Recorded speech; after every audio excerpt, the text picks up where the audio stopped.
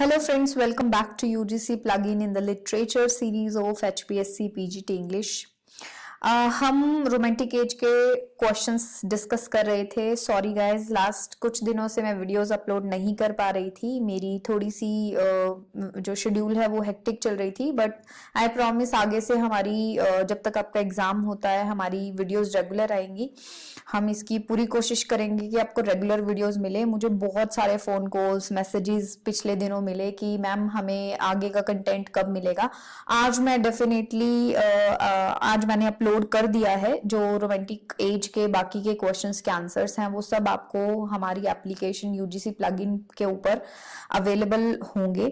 आप वहां से जाके चेक कर सकते हैं. आज हम आगे के 3 और क्वेश्चंस डिस्कस करेंगे. 2 क्वेश्चन हम ऑलरेडी रोमांटिक एज के डिस्कस कर चुके हैं.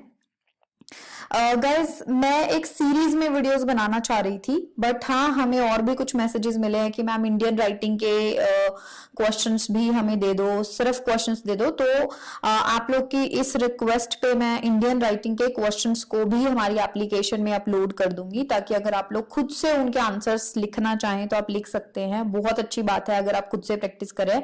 मैं उनके आंसर्स भी करवाऊंगी, बट आप मुझे कमेंट सेक्शन में बताइए क्या इस सीरीज को मैं इसी तरह से कंटिन्यूअस करूं कि romantic as, Victorian age, British literature खत्म करने के बाद इंडियन लिटरेचर, फिर आपका अमेरिकन लिटरेचर. ये आपको लग रहा है कि आपको जो जो पहले चाहिए मैं उस तरह से करवाऊं. ठीक है, तो मुझे तो यही सही लग रहा है कि हम एक सीरीज में करें. हाँ, बीच में कुछ दिन ब्रेक होने की वजह से वो सीरीज थोड़ी सी स्लो हो गई थी मेरी, बट अब हम कंटिन्यूअस करेंगे. रोज 2-2, 3-3 क्वेश्चन हम डिस्कस करेंगे. एंड क्वेश्चंस भी आपको लिखने के लिए मैं एक्स्ट्रा दूंगी, ताकि आप खुद से भी कुछ क्वेश्चंस को प्रैक्टिस करके देखें कि अगर पेपर में इन क्वेश्चन से डिफरेंट लैंग्वेज में कोई क्वेश्चन आ जाता है तो आप उसको कैसे कवर करेंगे. ठीक है.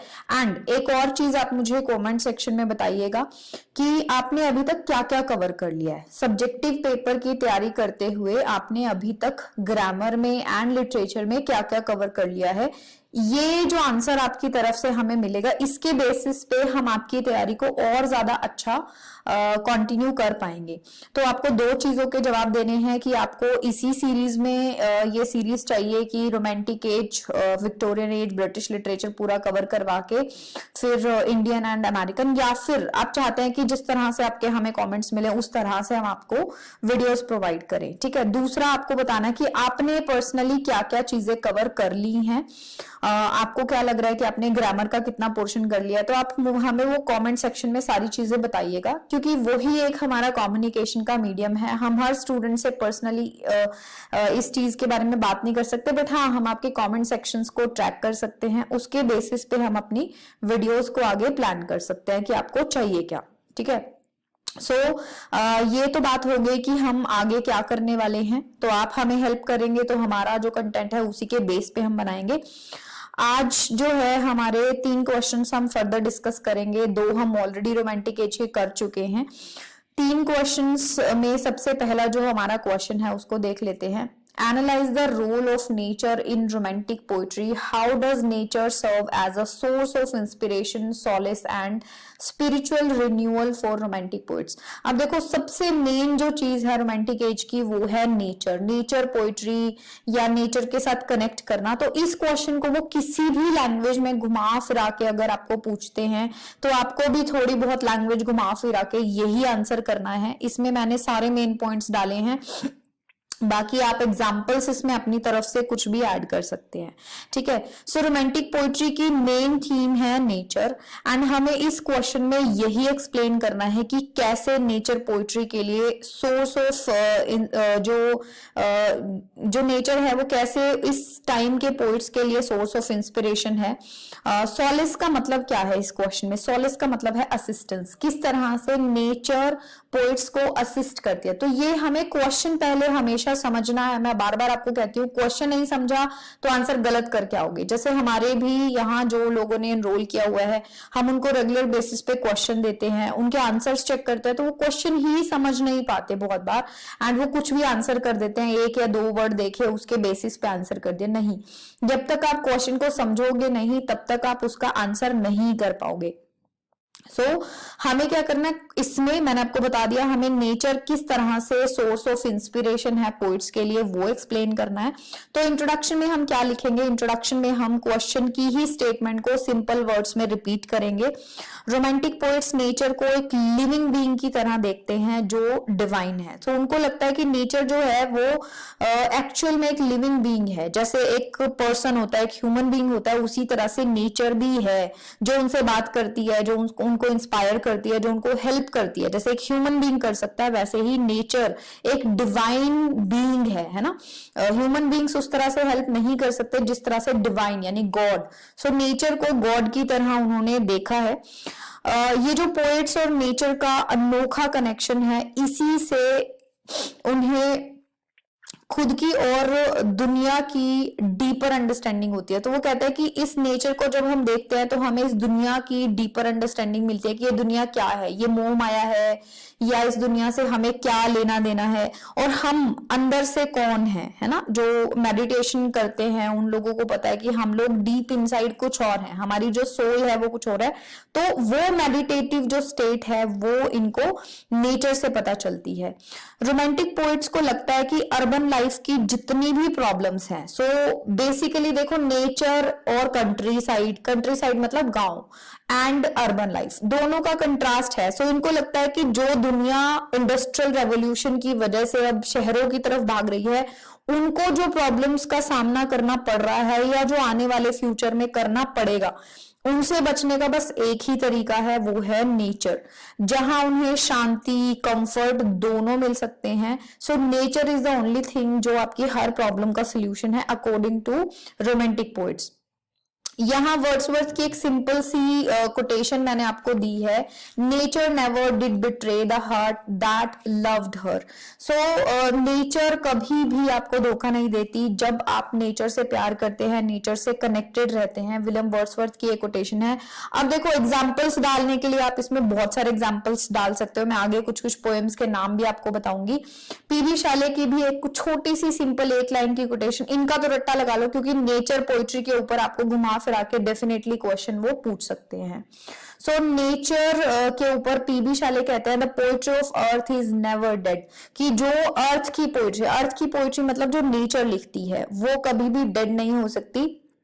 पीबी शाले के अकॉर्डिंग नेचर के हर एस्पेक्ट में हम पोएटिक स्पिरिट को देख सकते हैं, चाहे वो छोटे छोटे सुंदर फूल हों या बड़े बड़े से आसमान में जब हम तारों को देखते हैं या सूरज को देखते हैं, ये भी एक तरह की नेचर की पोइट्री है। जैसे पोइट्री हमें रिलैक्सेशन देती है, उसी तरह से नेचर की हर चीज हमें एक लेसन भी देती है, हमें एक शांति सॉलेस भी देती है, और ये सारी चीजें हमें इंस्पायर भी करती हैं।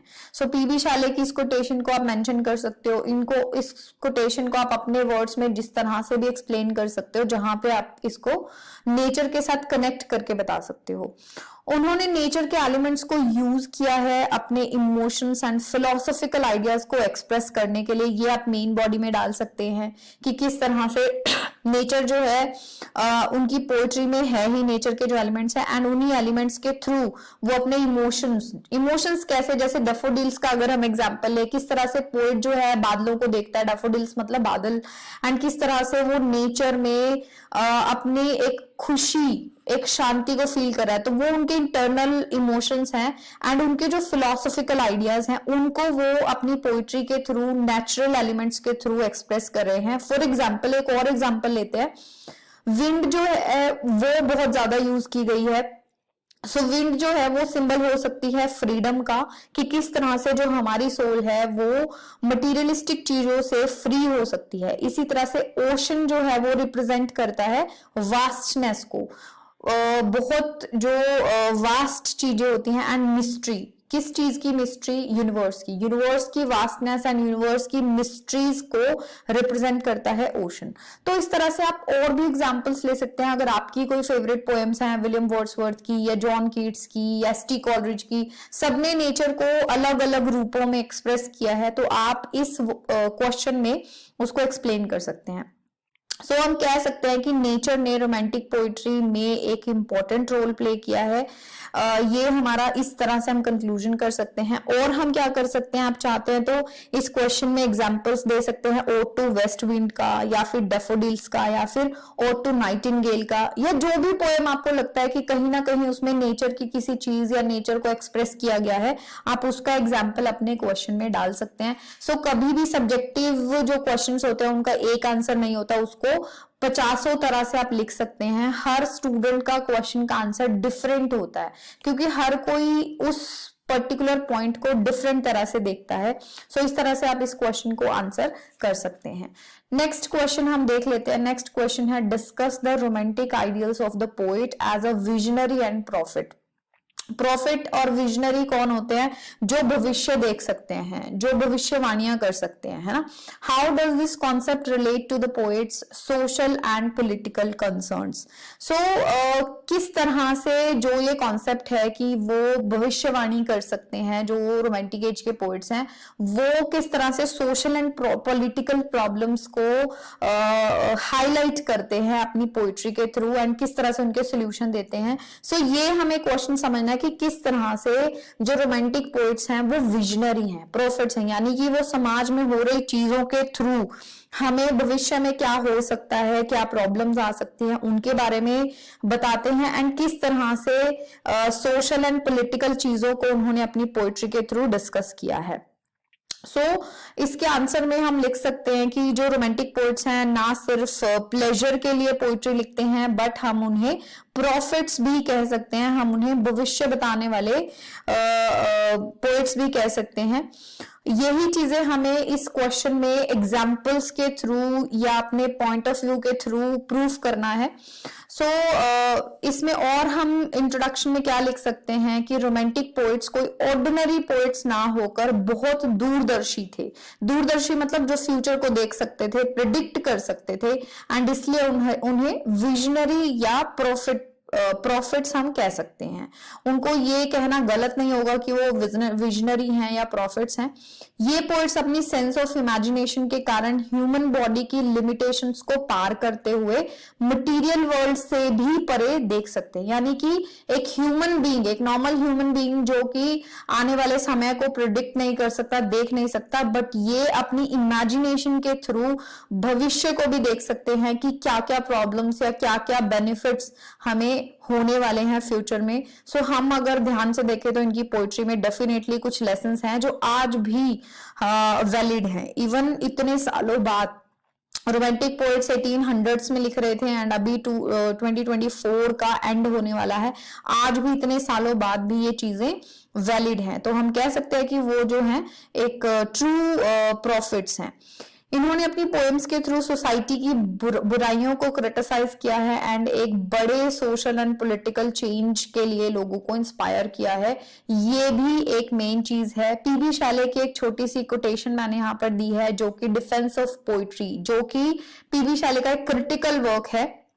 क्रिटिकल वर्क में से इसको मैंने कोटेशन को लिया है। Poets are the unacknowledged legislators of the world. Legislators कौन होते हैं? जो लॉ बनाते हैं, कानून बनाने वाले। पीबी शाले को ये लगता है कि जो पोएट्स हैं वो अनएक्नॉलेज्ड, यानी कि उनको कोई ऐसी डिग्री या उनकी इस चीज को कोई मान्यता नहीं दी गई है, बट वो ऐसे लोग हैं जो दुनिया के लिए नए कानून बनाते हैं। अनएक्नॉलेज्ड यानी कि उनको एक्नॉलेज नहीं किया जाता, बट फिर भी वो दुनिया के लॉ मेकर्स हैं, कानून बनाते हैं। कानून का मतलब वो नहीं है जो कोर्ट में कानून बनते हैं, मतलब जीने के लिए कानून बनाते हैं, आपको एक पैटर्न देते हैं। इनके पास ह्यूमन थॉट एंड बिहेवियर को शेप देने की पावर है, इसीलिए हम इनको अनएक्नॉलेज्ड लेजिस्लेटर्स कह सकते हैं। अब देखो ऐसे ना कोटेशंस में से भी कई बार वो क्वेश्चन पूछ लेते हैं। सपोज वो क्वेश्चन पूछ सकते हैं कि रोमांटिक एज के पोएट्स को पीबी शाले की इस स्टेटमेंट के अकॉर्डिंग जो है एक्सप्लेन करो कि poets are the unacknowledged legislators of the world. तब भी हम इसी तरह का आंसर देंगे, हमें कंफ्यूज नहीं होना है, हमें क्वेश्चन की डेप्थ को समझना है कि क्वेश्चन है किसके बारे में, और उसी के इर्द गिर्द हमारा आंसर होना चाहिए, तभी हमें पेपर में नंबर मिलेंगे। अगर आप कुछ भी लिखाएंगे कि पेपर भर के आने हैं, शीट्स भर के आने हैं, तो ये वो वाला एग्जाम नहीं है जो हम ग्रेजुएशन और मास्टर्स में देखते हैं। स्टूडेंट्स, बहुत सारे स्टूडेंट्स ये करते हैं कि क्वेश्चन आया उससे रिलेटेड कुछ भी आंसर कर दिया। ठीक है। सो ऐसा हमें नहीं करना है। अब आगे के आंसर में हम लिख सकते हैं कि इन्होंने अपनी पोएम्स के थ्रू लोगों को इनजस्टिस एंड इनइक्वालिटी के खिलाफ जागरूक भी किया है कि जो लोगों के साथ गलत हो रहा है, जैसे इनजस्टिस कैसे हो रहा था इंडस्ट्रियल रेवोल्यूशन के बाद, एक जो वर्किंग क्लास खड़ी हुई थी उनके साथ बहुत ज्यादा इनजस्टिस हो रहा था, क्योंकि जो लोग थे वो बड़ी मात्रा में थे एंड काम जो है लिमिटेड था, उतना ज्यादा नहीं था। सो जब लेबर जो है, मैन पावर जो है वो ज्यादा हो तो फिर उनका शोषण करना आसान होता है, उनसे ज्यादा घंटे काम करवाया जाता था एंड उनको कम पैसा दिया जाता था। तो ये एक छोटा सा एग्जांपल मैंने दिया है इनजस्टिस का। इस तरह से और बहुत सारी चीजें हो रही थी। जैसे विलियम ब्लेक का एक एग्जांपल मैंने लिया है। विलियम ब्लेक ने songs of innocence and experience, जो उनका पोइट्री कलेक्शन है, उसमें क्या बताया है, उसमें उन्होंने इंडस्ट्रियलाइजेशन एंड चाइल्ड लेबर जैसी बुराइयों की बहुत कड़ी निंदा की है। तो इस तरह से डिफरेंट पोइट्स ने different social and political issues को रेज किया है। वर्ड्सवर्थ ने इंग्लैंड की सिटीज में जो कूड़ा फैला हुआ है, गंदगी फैल रही है एंड जो लोगों का जीने का स्टाइल जो है वो बदल रहा है, उसके बारे में, उसके होने वाले परिणामों के बारे में, उससे होने वाली बीमारियों और बुराइयों के बारे में अपनी पोइट्री में डिस्कस किया है।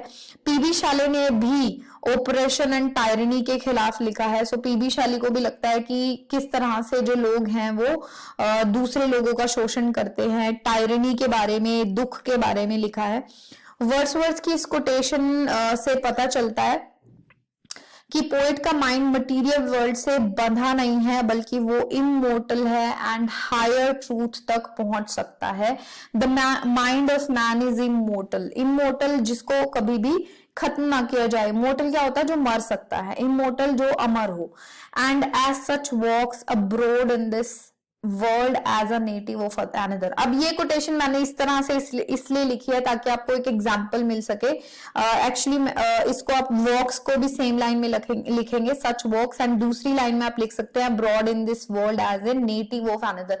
इस तरह से आप किसी लंबी कोटेशन को 2 लाइन्स में लिख सकते हैं, दोनों तरफ स्पेस छोड़ सकते हैं, क्योंकि पिछली बार हमें कॉमेंट्स मिले थे कि मैम इसको कैसे लिखना है, क्या हमें अंडरलाइन करना है, क्या हमें हाईलाइट करना है। नहीं, आप इस तरह से करेंगे तो भी आपकी जो कोटेशन है वो हाईलाइट हो जाएगी। थोड़ी सी स्पेस हमें लेफ्ट में छोड़नी है, थोड़ी सी राइट में, एंड बीच में हमें अपनी कोटेशन लिखनी है, तो भी आपकी जो कोटेशन है वो अलग से दिखेगी। ऊपर और नीचे आप एक एक लाइन छोड़ सकते हो। जैसे विलियम वर्ड्सवर्थ रोट, एक लाइन छोड़ दी, फिर उसके बाद हमने इस तरह से लिख के नीचे भी एक लाइन आप छोड़ सकते हो। अगर आपको लग रहा है कि लाइंस जो है शीट की बहुत खुली हैं, बड़ी बड़ी हैं, तो आप लाइन मत छोड़ना, क्योंकि जो हम लेफ्ट एंड राइट में स्पेस देंगे उससे हमारी काफी चीजें क्लियर हो जाएंगी। ठीक है। सो ये चीजें हमें पता चल गई, एंड जो पोइट का माइंड है वो किस तरह से मटेरियल वर्ल्ड से बंधा नहीं हुआ है, इस कोटेशन के थ्रू हमें ये पता चलता है। एंड में हमें क्या करना है, कंक्लूजन में हमें क्वेश्चन की स्टेटमेंट को ही दोबारा से एक्सप्लेन करना है।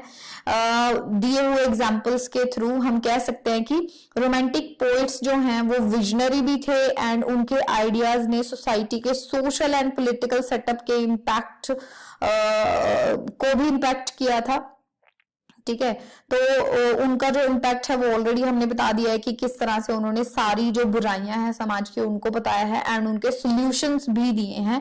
पोएट्री के थ्रू पोएट्स ने इनजस्टिस को एक्सपोज किया है, ये भी हम लिख सकते हैं, एंड एक बेटर फ्यूचर की होप का रास्ता जो है ह्यूमैनिटी को दिखाया है रोमांटिक पोएट्स ने।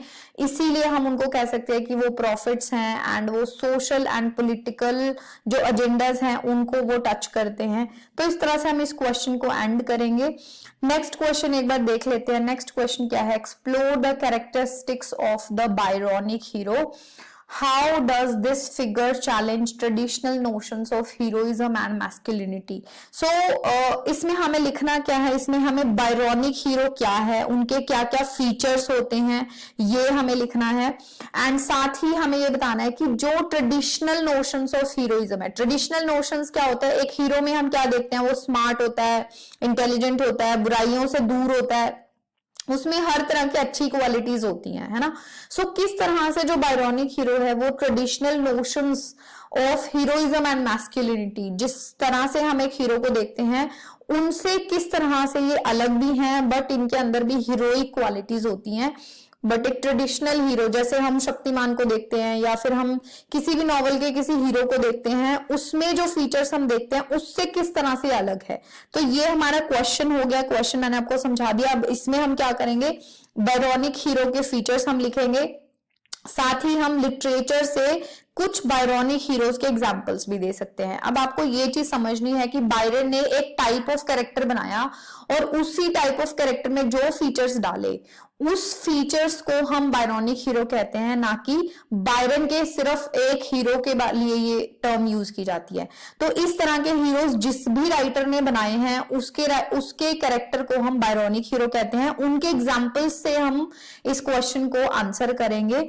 सो लॉर्ड बायरन के नाम से बायरॉनिक हीरो का नाम जो है वो एग्जिस्ट करता है। उन्होंने अपने वर्क डॉन जुआन में अपनी ही पर्सनालिटी से इंस्पायर होकर, एक्चुअली उनको बहुत से लोग उनके कैरेक्टर के लिए क्रिटिसाइज करते थे लॉर्ड बायरन को, एंड उसी को डिफेंड करते हुए उन्होंने एक कैरेक्टर बनाया डॉन जुआन, जिसमें बायरॉनिक हीरो की सारी कैरेक्टरिस्टिक्स उन्होंने डाली। हम ये कह सकते हैं कि खुद की पर्सनालिटी से इंस्पायर होके या खुद को डिफेंड करने के लिए उन्होंने डॉन जुआन का जो कैरेक्टर है वो लिखा था या बनाया था। बायरॉनिक हीरोज कैसे होते हैं, वो कॉम्प्लेक्स होते हैं, मिस्टीरियस कैरेक्टर्स होते हैं, डिफरेंट तरह के होते हैं, जो हीरो के ट्रेडिशनल फीचर्स जैसे हीरोइज्म, मैस्कुलिनिटी, इन सारी चीजों से दूर होते हैं। नॉर्मल हीरोज में सब अच्छाइयां हमें दिखाई देती हैं, जैसे करेज होता है उनमें, स्ट्रेंथ होती है, इंटेलिजेंस होती है, उनमें गुस्सा नहीं होता, इंटीग्रिटी होती है, ठीक है।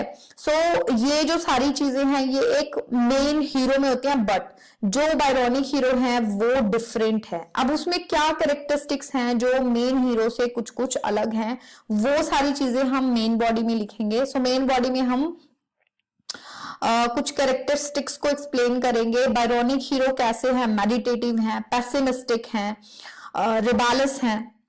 रिबेलियस नेचर होता है उनका, एंड जो सोशल एक्सपेक्टेशंस को अपोज करते हैं। सोशल एक्सपेक्टेशंस एक हीरो में क्या देखती हैं, सोशल एक्सपेक्टेशन है कि वो एक अच्छा हीरो होगा, अगर सोसाइटी में कुछ बुरा हो रहा है उसके खिलाफ वो लड़ेगा, एंड वो अपने बेनिफिट्स को पीछे छोड़ते हुए दूसरों के बेनिफिट्स के लिए काम करेगा। बट जो बायरॉनिक हीरो है वो ऐसा नहीं होता।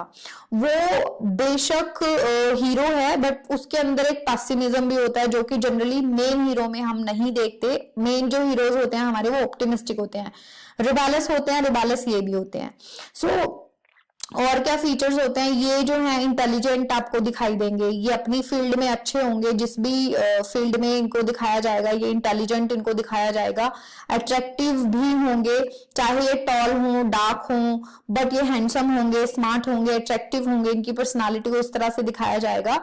बट उनके अंदर एक ये भी कमी होगी कि उनके अंदर हमेशा एक विचारों का तूफान चलता हुआ दिखाई देगा, जहां भी हमें बायरॉनिक हीरो मिलता है।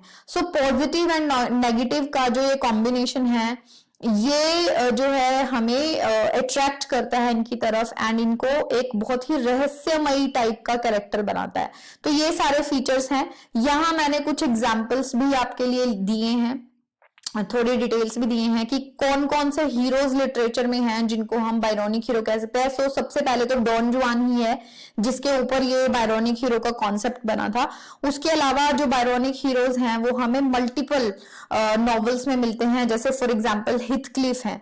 हिथक्लिफ जो है वुदरिंग हाइट्स से कैरेक्टर है, एमिली ब्रॉन्टे का वर्क है वुदरिंग हाइट्स, एंड जिसका मेन जो हीरो है वो है हिथक्लिफ, जिसको हम एक बायरॉनिक हीरो कह सकते हैं क्योंकि इसमें सारे वो फीचर्स हैं जो एक बायरॉनिक हीरो में होते हैं। ये टॉल है, डार्क है, हैंडसम है, मिस्टीरियस भी है और स्मार्ट भी है, एंड इसके अंदर एक इंटेलिजेंस है जो कि पूरे बिजनेस को ये संभाल के बैठा है, जिन्होंने इनको गोद लिया था उनकी फैमिली का। और इसके अंदर हमेशा एक तूफान चलता है, ये एक्सेप्टेंस मांगता है सोसाइटी में, ये कैथरीन को प्यार करता है, कैथरीन से शादी करना चाहता है, बट जब कैथरीन की शादी किसी और से हो जाती है तो फिर ये बदला भी लेता है, जो कि एक जनरल ट्रेडिशनल हीरो का फीचर नहीं है।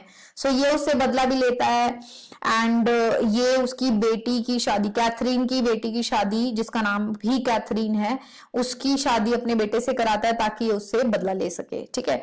ये इस तरह के हीरोज होते हैं। इसी तरह से मिस्टर डार्सी जो हैं उसमें भी बायरॉनिक हीरो के फीचर हमें दिखाई देते हैं। जो मिस्टर डार्सी है प्राइड एंड प्रेजुडिस से है, मुझे पर्सनली ये नॉवल बहुत पसंद है।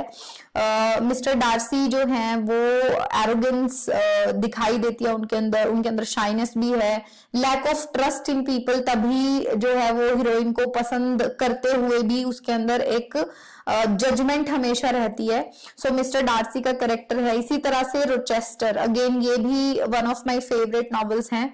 जेन आयर जो कि शार्लोट ब्रॉन्टेन ने लिखा है, इसमें भी जो मिस्टर रोचेस्टर का कैरेक्टर है उसमें दिखाया गया है कि वो बहुत स्मार्ट है, वुमेनाइजर है, बहुत सारी लड़कियां उसके पीछे घूमती हैं, बड़ी बड़ी हीरोइंस जो हैं, और जो हमारी जेन है उसको भी मिस्टर रोचेस्टर जो है उससे प्यार हो जाता है एंड वो उसको प्रपोज भी करते हैं। सो मिस्टर रोचेस्टर का जो कैरेक्टर है वो भी दिखाया है, वो भी मूडी है, रिबेलियस हैं। उनका एक मिस्टीरियस पास्ट है। जब उनकी बर्था मेसन से शादी होती है उसके बाद उनकी लाइफ में क्या हुआ उसकी मिस्ट्री हमेशा इस नॉवल में बनी रहती है। जो बर्था मेसन उनके घर के एटिक में छत पर रहती है ऊपर वाले कमरे में, सो उसकी आवाजें आना, तो मिस्टीरियस एक पास्ट भी है। तो ये जो सारी चीजें हैं उन्हें ट्रेडिशनल हीरो से अलग करती हैं।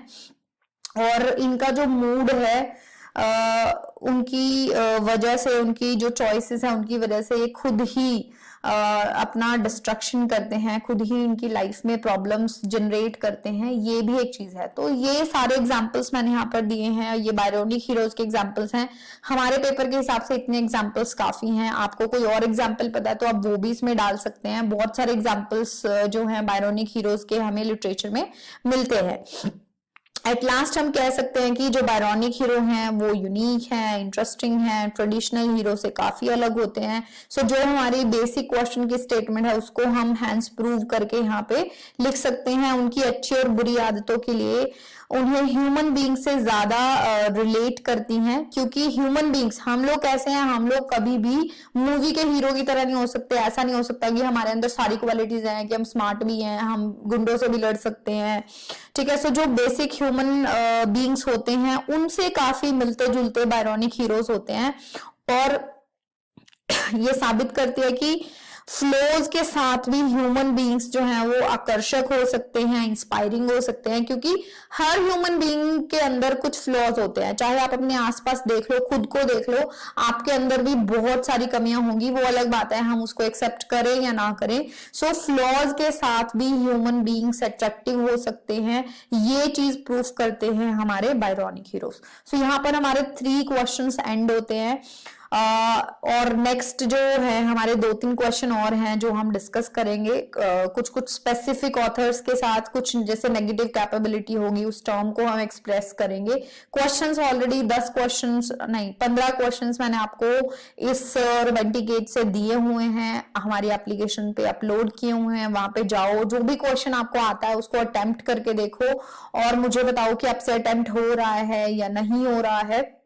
हो रहा है तो आप कितने पेज इजीली लिख सकते हैं और कितने टाइम में लिख रहे हैं। सो कम से कम टाइम आपको लगाना है, मैक्सिमम जो है आपके आंसर को अच्छा बना के लिखना है। सो 10 मिनट्स का टाइम आप एक टाइमर सेट करो, 10 मिनट्स में आप एक क्वेश्चन का आंसर करने की कोशिश करो। रेगुलर बेसिस पे एक क्वेश्चन एटलीस्ट लिखो, ताकि आपका जो टाइम है, लिखने की स्पीड है एंड माइंड में जो आइडियाज को चैनलाइज करने की, सिंक करने की जो कला है वो आप अपनी डेवलप कर पाओ, ठीक है। सो यहाँ पे हमारी जो है ये वीडियो एंड होती है। Thank you so much for watching. Stay tune to UGC plugin for more such videos. See you soon in the next video. Thank you so much.